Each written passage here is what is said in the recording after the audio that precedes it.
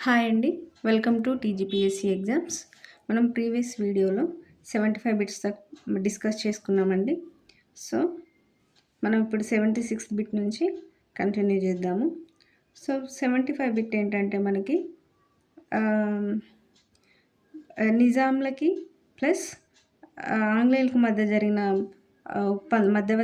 ఒప్పందం అండి. ఆ ఒప్పందానికి మధ్యవర్తిత్వం వహించింది కాంగ్రేగుల జోగిపంతులండి. సో, ఆ ఒప్పందం ప్రకారం ఏం చేశారు అనేది 76th బిట్. ఆ ఒప్పందం ప్రకారం తక్షణం ఏమేమి ఇవ్వాలి అని ఒప్పుకున్నారంటే ముస్తఫానగర్, రాజమండ్రి, శ్రీకాకుళం, ఏలూరు అండి.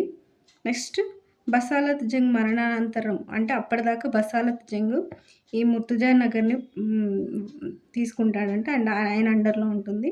ఆయన మరణాంతరం మాత్రం ఆ ముర్తుజా నగర్‌ని ఆంగ్లేయులకు ఇవ్వాలి అని చెప్పి పై ఒప్పందంలో ఒప్పుకున్నారండి. ఎవరు? నిజాం అలీ ఖాన్ ఆంగ్లేయులతో ఒప్పందం చేసుకున్నారు.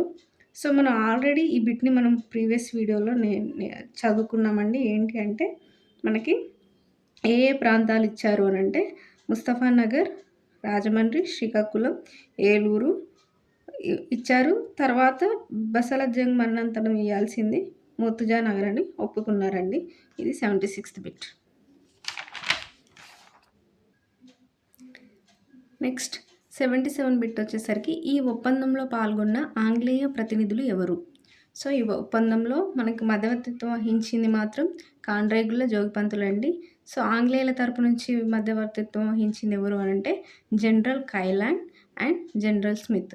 వీళ్ళు ఈ ఒప్పందంలో పాల్గొన్నారండి. ఎవరెవరు అంటే జనరల్ కైలాండ్, జనరల్ స్మిత్. సో, ఈ టైంలోనే అప్పుడున్న బెంగాల్ గవర్నర్ జనరల్ ఎవరు అంటే రాబర్ట్ క్లైవ్ అండి.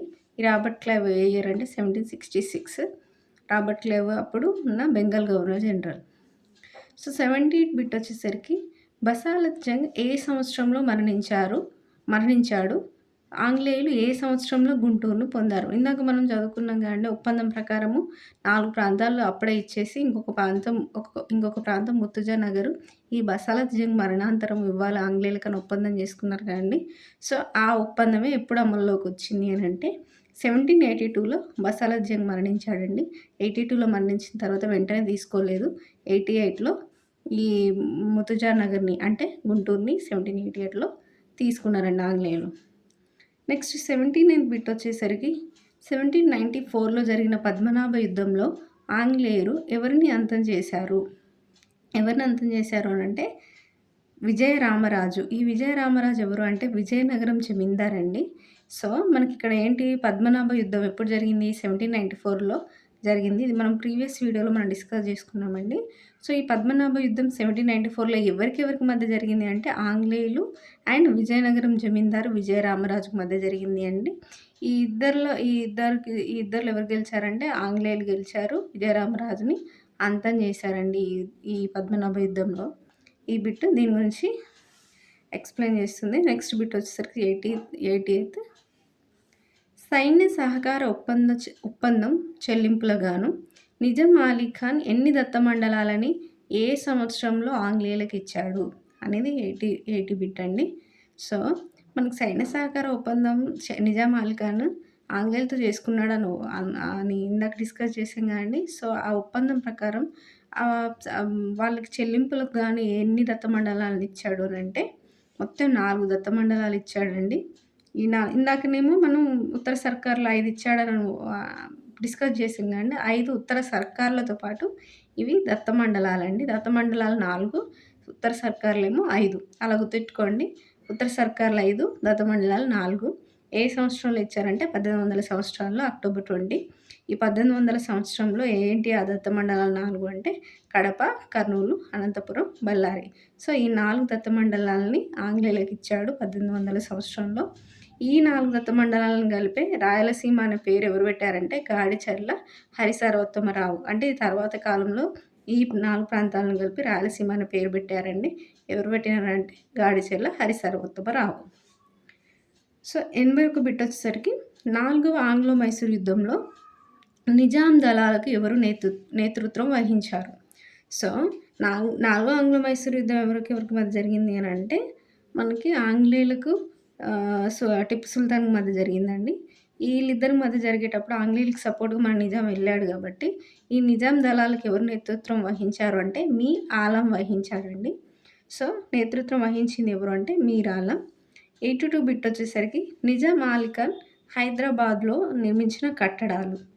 నిజాం అలీ ఖాన్ అసలు ఏం కట్టడాలు కట్టించాడు హైదరాబాద్‌లో అంటే మొత్తం 5 కట్టించాడండి. ఒకటి పురాణి హవేలీ అండి. Next Moti Mahal, third Gulshan Mahal, fourth Roshan Mahal, fifth Char Bangla. So, మనకు మొత్తం 5 కట్టడాలు కట్టిస్తే 5 కట్టడాల్లో ఇంపార్టెంట్ పురాణి హవేలీ అండి. మనం దీన్ని ఎట్లా గుర్తుంచుకోవాలి అనంటే చార్ బంగ్లా అనేది 4 బంగ్లాలు ఉన్నాయండి. అంటే 4 బంగ్లాలు చార్ బంగ్లాతో కలిపి 5. బట్ ఆ చార్ బంగ్లాలు ఏంటి అనంటే ఎవరెవరికి కట్టించాడు అంటే మోతీకి కట్టించాడు, రోషన్‌కి కట్టించాడు, గుల్షన్‌కి కట్టించాడు. అండ్ ఒక పురాణి హవేలీ గూడా కట్టించాడని ఇలా గుర్తించుకుందామండి. 4 బంగ్లాలు కట్టించాడు. ఏంటి అనంటే మోతీకొకటి, రోషన్‌కొకటి, గుల్షన్‌కొకటి, ఇంకొక పురాణ హవేలీ అని ఇలా గుర్తించుకుందామండి. ఇంక దీనికంటే మంచి కోడ్ ఏదైనా మీకు అనిపిస్తే మీకు నచ్చిన విధంగా కోడ్ ప్రిపేర్ చేసుకోండి.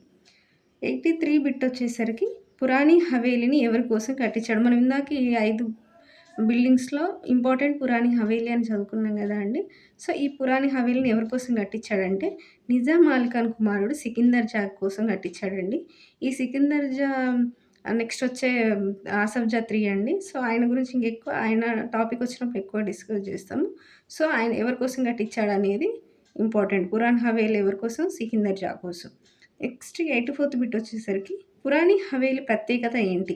సో, ఈయన కోసం కట్టించాడు గాండి వాళ్ళ కొడుకు సికిందర్ జా కోసం. దాని ప్రత్యేకత ఏంటంటే, ఈ పురాణి హవేలీ అనేది యూ ఆకారంలో ఉండే యూరోపియన్ వాస్తు శైలి గల ఒక బిల్డింగ్ అండి. దీంట్లో స్పెషాలిటీ ఏంటంటే, ప్రపంచంలోనే పొడవైన కొయ్య వార్డ్‌రోబ్. అంటే కొయ్యతో చేసిన ఒక వార్డ్‌రోబ్. అంటే అదెంత అంటే ప్రపంచంలోనే పొడవైంది. ఈ కొయ్య వార్డ్‌రోబ్ అనేది ఈ పురాణి హవేలీలో ఉన్న ప్రత్యేకత అండి.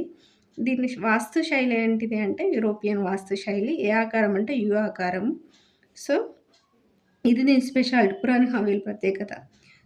తర్వాత కాలంలో మీర్ మెహబూబ్ అలీ ఖాన్ గూడా దీన్ని నివాసంగా వాడుకున్నాడండి. దేన్ని? పురాణి హవేలీని.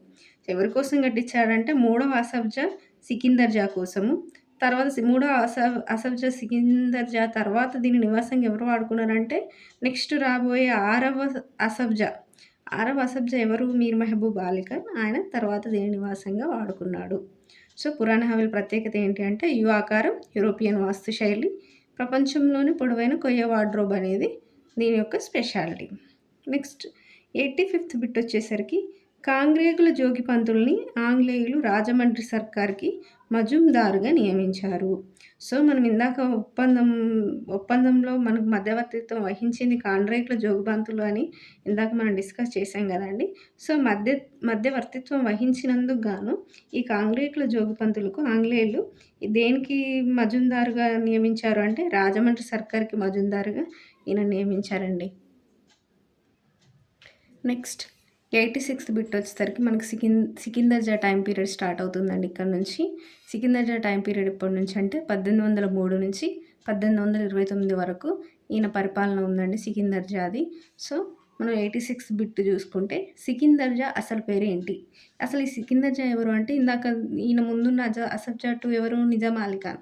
వాళ్ళ యొక్క కొడుకే ఈ సికిందర్ జా అండి. నెక్స్ట్ ఇప్పుడొచ్చిన థర్డ్ ఆసఫ్ జా. సో, ఈయన అసలు పేరేంటంటే మీర్ అక్బర్ అలీ ఖాన్ అండి. సో, నిజాం అలీ ఖాన్ వాళ్ళ కొడుకు. ఈయన అసలు పేరు అక్బర్ అలీ ఖాన్. మీర్ అక్బర్ అలీ ఖాన్. కానీ ఆయనకి ఇంకో పేరేంటంటే సికిందర్ జా అనే పేరుతోటి ఈయన ఫేమస్. సో, 87థ్ బిట్ వచ్చేసరికి సికింద్రాబాద్ నగరాన్ని సికిందర్ జా ఏ సంవత్సరంలో నిర్మించాడు? ఇది ఇంపార్టెంట్ అండి. సో, సికిందర్ జా పేరు మీదనే ఈ సికింద్రాబాద్ నగరాన్ని నిర్మించాడండి. ఏ సంవత్సరం అంటే 1806వ సంవత్సరం. ఈయన పరిపాలన స్టార్ట్ చేసింది 1803లో అండి. 1806లో వచ్చేసి సికింద్రాబాద్ నగరాన్ని నిర్మించాడు. అంటే ఆఫ్టర్ 3 ఇయర్స్ నిర్మించాడు అని గుర్తుపెట్టుకోండి. నెక్స్ట్ 88 బిట్ వచ్చేసరికి బ్రిటిష్ మరాఠాలకు మధ్య జరిగిన రెండవ మరాఠా యుద్ధంలో సికిందర్ జా స్నేహితుడు ఎవరు పాల్గొన్నాడు?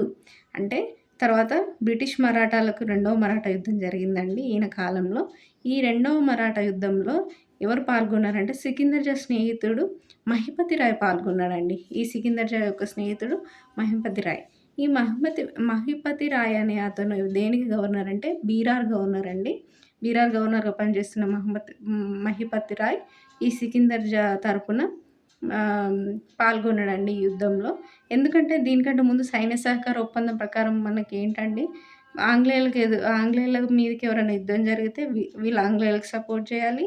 అదేవిధంగా నిజాం మీదకి ఎవరైనా యుద్ధానికొస్తే నిజాంలకి ఆంగ్లేయులు సపోర్ట్ చేయాలి. ఇదే కదా సైన్య సహకార ఒప్పందము. సో, ఆ ఒప్పందం ప్రకారమే సికిందర్ జా స్నేహితుడిని మహిపతి రాయ్‌ని ఈ రెండో మరాఠా యుద్ధంలో ఆంగ్లేయులకు సపోర్ట్‌గా ఈయన సికిందర్ జా పంపించాడండి. ఆయనకిష్టం లేకున్నా సరే పంపించాడు. నెక్స్ట్ 89థ్ బిట్ వచ్చేసరికి బ్రిటిష్ వారు ఎప్పుడు పూర్వ ఒప్పందాలను యథాతథం చేస్తూ శాశ్వత ఒప్పందాన్ని చేశారు. 1803 డిసెంబర్ 15 అండి. సో, అప్పుడేం చేశారంటే బ్రిటిష్ వారు ఈ ఈ పూర్వ ఒప్పందాలు ఏవైతే ఉన్నాయో నిజాంలకి, బ్రిటిష్ వారికి వాటన్నిటిని యథాతథంగా ఉంచి వాటిని శాశ్వత ఒప్పందంగా మార్చారండి.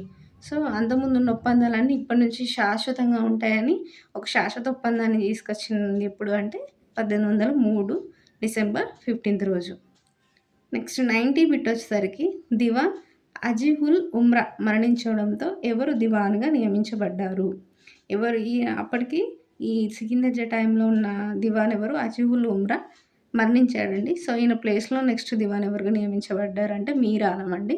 ఈ మీర్ ఆలం గురించి ఇంతకుముందు బిట్‌లో మనము ఆహ్, డిస్కస్ చేసాము. ఏంటంటే 4వ ఆంగ్లో మైసూర్ యుద్ధంలో నిజాంలకు ఈయన అంటే నిజాం దళాలకు, సైనిక దళాలకు ఈయన నేతృత్వం వహించిండు ఆంగ్లేయుల తరపున అనేది మనం ఇంతకుముందు బిట్‌లో డిస్కస్ చేసామండి. సో, ఇప్పుడు ఈయన దివాన్‌గా నియమించబడ్డాడు. ఎందుకు అనంటే అజిముల్ ఉమ్రా మరణించడం వల్ల ఈయన దివాన్‌గా నియమించబడ్డాడు. నెక్స్ట్ 91 బిట్ వచ్చేసరికి సికిందర్ జా కాలంలో సైన్యం ఎన్ని రకాలుగా ఉంది? అంటే ఈయన మూడవ అసఫ్ జా వచ్చేసరికి సైన్యం ఎన్ని రకాలుగా ఉందంటే 3 రకాలు ఉందండి మెయిన్‌లీ. సో, ఏంటి 3 రకాలు అనంటే ఫస్ట్ నిజాం ఎవరైతే కింగ్ ఉన్నాడో కింగ్‌కి ఒక సొంత సైన్యం ఉందండి. అది నిజాంకి సొంత సైన్యం అనుకుందాం. నెక్స్ట్ దివాన్ సైన్యం మళ్ళీ వేరే సెపరేట్‌గా ఉందండి. దివాన్ అంటే ఎవరు? ప్రధానమంత్రి దివాన్ అంటే. సో, నిజాంకి ఒక సైన్యం, దివాన్‌కి ఒక సైన్యం, దివాన్ కాకుండా ఇంకెవరైతే మిగతా అధికారులు ప్రభువర్గ వాళ్ళు ఉంటారో వాళ్ళకి మళ్ళీ సెపరేట్ సైన్యం. సో, ఇట్లా 3 రకాలుగా ఉందండి. ఈ నిజాం సొంత సైన్యాన్ని నిజాం సొంత సైన్యమే అన్నాం. దివాన్ సైన్యాన్ని రాహిల్లా సైన్యం అని అన్నామండి. రాహిల్లా సైన్యం అని ఎవరి సైన్యాన్ని పిలిచారంటే దివాన్ సైన్యాన్ని. ప్రభువర్గ సైన్యం అనేది ఎవరిని పిలిచారు అంటే ప్రభువర్గ సైన్యాన్ని ఏమని పిలిచారు అంటే లైన్‌వాల సైన్యం అని పిలిచామండి.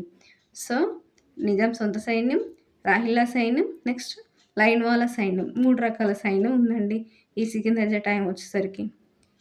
సో, ఇట్లా 3 రకాలుగా అంటే సైన్యంలో ఒక యూనిటీ మిస్ అయిపోయింది. అంటే సెపరేట్‌గా ఉండడం వల్ల యూనిటీ మిస్ అవ్వడం వల్ల సైన్యం అనేది అంత స్ట్రాంగ్‌గా లేదు ఈయన టైంలో అనేది మనం ఇక్కడ గుర్తుంచుకోవాల్సిన విషయం అండి. నెక్స్ట్ 92 బిట్ వచ్చేసరికి British president henry Russell brigade అనే ప్రత్యేక సైన్యాన్ని ఏ సంవత్సరంలో ఏర్పాటు చేశాడు? సో, ఆల్రెడీ ఈ 3 రకాల సైన్యాలు ఉండగా కూడా బ్రిటిష్ ప్రెసిడెంట్ అప్పుడు ఉన్న హెన్రీ రస్సెల్ ఎవరైతే అప్పుడు హెన్రీ రస్సెల్ బ్రిటిష్ ప్రెసిడెంట్‌గా ఉన్నాడో ఆయన పేరు మీదనే రస్సెల్ బ్రిగేడ్ అనే ప్రత్యేక సైన్యాన్ని నిర్మించిండండి. ఈయన ఒక సైన్యాన్ని మళ్ళీ ఏ సంవత్సరం అంటే 1811 అండి. ఎప్పుడు అంటే 1811. నెక్స్ట్ 93 బిట్ వచ్చేసరికి రస్సెల్ బ్రిగేడ్‌ని తర్వాత కాలంలో ఏమని పిలిచారు? ఇది ఇంపార్టెంట్ అండి. రస్సెల్ బ్రిగేడ్‌ని ఏమని పిలిచారంటే హైదరాబాద్ కంటింజెంట్ అని పిలిచారండి తర్వాత కాలంలో. ఫస్ట్ రస్సెల్ బ్రిగేడ్ అన్నారు. తర్వాత హైదరాబాద్ కంటింజెంట్ అని పిలిచారు. నెక్స్ట్ 94థ్ బిట్ వచ్చేసరికి పిండారి దాడులను స్థానిక తిరుగుబాట్లను ఎవరు అణిచివేశారు? అంటే అప్పుడున్న స్థానిక తిరుగుబాట్లు ప్లస్ పిండారి దాడులు ఈ సికిందర్ జా టైంలో ఉన్న వాటిని ఎవరు అణిచివేశారు అంటే ఇప్పుడు ఇంతకుముందు మన హెన్రీ రస్సెల్ ఏర్పరిచిన ఈ రస్సెల్ బ్రిగేడ్ అణిచివేసిందండి. సో, నిజాంకి సపోర్ట్‌గా ఉంది రస్సెల్ బ్రిగేడ్ అని ఇక్కడ మనం అర్థం చేసుకోవచ్చు. నెక్స్ట్ 95 బిట్ వచ్చేసరికి ఆంగ్లేయులకు వ్యతిరేకంగా పనిచేస్తున్న ఎవరిని గోల్కొండ కోటలో బంధించారు? సో, అప్పుడు ఆంగ్లేయులకు వ్యతిరేకంగా పనిచేసింది ఎవరంటే ముబారిజుద్దౌలా, షంసుద్దౌలా. సో, ఈ ఇద్దరు ఆంగ్లేయులకు వ్యతిరేకంగా పనిచేస్తున్నారని కోపంతోటి వీళ్ళని గోల్కొండ కోటలో బంధించారండి సికిందర్ జా టైంలో. ఎవరు అంటే ముబారిజుద్దౌలా, షంసుద్దౌలా. నెక్స్ట్ 96 బిట్ వచ్చేసరికి రసెల్ బ్రిగేడ్ ఖర్చు కోసం నిజాం ఎవరి వద్ద అప్పు ఎంత శాతం వడ్డీతో తీసుకున్నాడు? సో, ఈ రసెల్ ఇక్కడ ఇది వెరీ, వెరీ ఇంపార్టెంట్ అండి. రసెల్ బ్రిగేడ్ ఎవరు ఏర్పరిచారంటే హెన్రీ రసెల్ అండి. హెన్రీ రసెల్ అనే అతను ఒక British resident henry Russell. So, ఆయన ఏంటంటే ఆయన సొంతంగా ప్రత్యేకంగా సైన్యాన్ని ఏర్పరిచిండు. దాన్నే రసెల్ బ్రిగేడ్ అన్నాము. దానికి ఖర్చు చాలా ఎక్కువగా ఉండడం వల్ల నిజాం ఏంటంటే అప్పు చేశాడండి దాని ఖర్చుల కోసం. ఆ అప్పు ఎవరి దగ్గర చేశాడు? ఎంత శాతంతో చేశాడు? ఎంత శాతం వడ్డీతో చేశాడనేది ఈ బిట్. సో, ఎవరి దగ్గర చేశాడు అంటే పామరెంట్ కంపెనీ దగ్గర అప్పు తీసుకున్నాడండి. ఎంత వడ్డీతో అంటే ఎంత శాతం వడ్డీతో అంటే 25% శాతం వడ్డీతో తీసుకున్నాడండి. ఇది చాలా టూ మచ్ 25% వడ్డీ అనేది. సో, ఎవరి దగ్గర? పామరెంట్ కంపెనీ దగ్గర. ఎంత శాతం వడ్డీ అంటే 25%. నెక్స్ట్ 97th బిట్ వచ్చేసరికి పామరెంట్ కంపెనీని ఎవరు ఎప్పుడు స్థాపించారు? సో, పామరెంట్ కంపెనీ దగ్గర అప్పు తీసుకున్నాడు ఓకే. కానీ ఈ పామరెంట్ కంపెనీని ఎవరు స్థాపించారు? ఎప్పుడు స్థాపించారంటే ఈ విలియం పామర్ అనే అతను. సో, విలియం పామర్ అనే అతను 1811లో హైదరాబాద్‌లో స్థాపించాడండి. అండ్ ఈ విలియం పామర్‌తో పాటు ఒక భారతీయ వ్యక్తి గూడా ఇందులో భాగస్వామిగా ఉన్నాడండి. ఆయన గుజరాత్ అతను. సో, ఆయన పేరే బంకెటి దాస్. ఆయన పేరు బంకెటి దాస్. పర్మనెంట్ కంపెనీలో భారతీయ భాగస్వామి ఎవరు అంటే బంకెటి దాస్. నెక్స్ట్ 99th బిట్ వచ్చేసరికి ఈ కంపెనీకి బ్యాంకింగ్ వ్యవహారాలు నడుపుకోవడానికి అనుమతి ఇచ్చింది ఎవరు?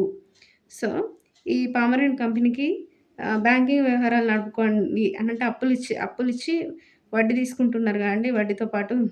సో, ఈ బ్యాంకింగ్ వ్యవహారాలు నడుపుకోవడానికి ఎవరు అనుమతి ఇచ్చారు అంటే నిజాం పేష్కర్ చందూలాల్ ఇచ్చాడండి. ఎవరు అనుమతి ఇచ్చారంటే నిజాం పేష్కర్ చందూలాల్ ఇచ్చారు. సో, 100 బిట్ వచ్చేసరికి మనకి నిజాం పేష్కర్ చందూలాల్ మనకిందాక అనుమతి ఇచ్చాడు గదండీ! ఆ కంపెనీకి బ్యాంకింగ్ వ్యవహారాలు నడుపుకోవడానికి. సో, అనుమతి ఇచ్చాక ఏం చేశాడంటే ఆ కంపెనీ నుంచే 60,00,000 అప్పు తీసుకున్నాడండి నిజాం గవర్నమెంట్ కోసం. సో, ఈ 60,00,000 అప్పు ఎంత శాతం వడ్డీతో తీసుకున్నాడంటే 18% వడ్డీతో తీసుకున్నాడండి. ఎంత అప్పు అంటే 60,00,000 వడ్డీ 18%. దీన్ని ఎప్పట్లో తీరుస్తానంటే 6 వార్షిక వాయిదాల్లో 6 వార్షిక వాయిదాల్లో తీరుస్తా అని చెప్పి ఈ కంపెనీ నుంచి అప్పు తీసుకున్నాడండి నిజాం పేష్కర్. ఇక్కడితో మనకు 100 బిట్స్ కంప్లీట్ అవుతున్నాయండి. సో, నెక్స్ట్ కంటిన్యూయేషన్ వీడియోలో మనం నెక్స్ట్ బిట్స్‌ని కవర్ చేస్తాం. సో, థ్యాంక్ యూ అండి.